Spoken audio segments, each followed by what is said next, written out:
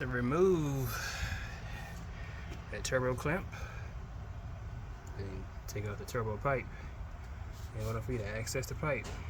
Of course, I had to take off the other clamp on the other end that's holding the other end together for the flex pipe, but it's way much easier once you take off your turbo pipe and all this right here come on out of there.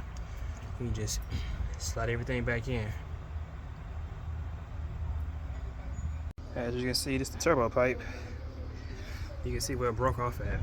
And take all these rusted bolts off and replace this flex pipe. Run it on back down up in there. Stay tuned. And this the other half of it. This where the clamp sits right there. I already took it loose already. But you see, over time these things get rusty. So I'm just gonna pull this out, measure it, and I'll show you what I do next. Yeah, got it out of there. You see, I ain't gonna sugarcoat and just tell you that it was easy to pull that out, because stuff get old, get rusty. It was hard to get out of there, but how I got it out of there, spray both ends with some PPB blaster. Yeah, sprayed inside and where it was connecting to the hose and out going towards the back. Made it a little easier. Just take your time if you're doing this job. Don't be in a rush. If it's pull it coming off, but get stuck, get out and spray it some more.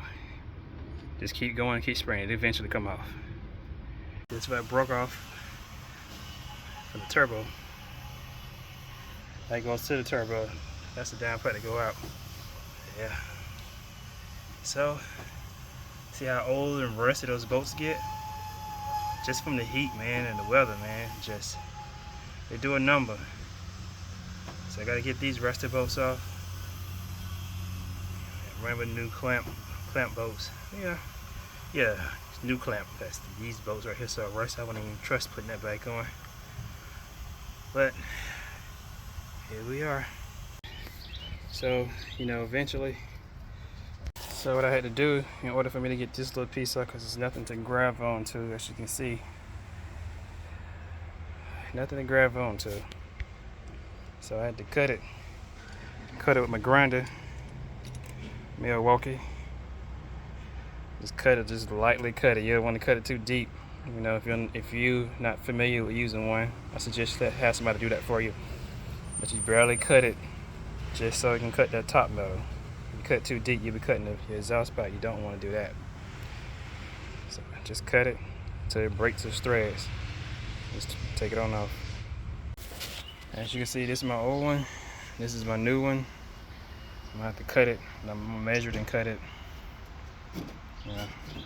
From the old size.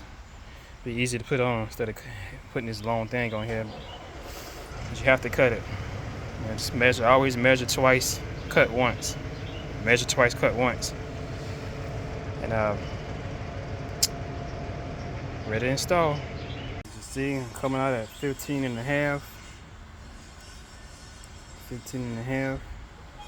Let's see. Measure twice, cut once. 15 and a half.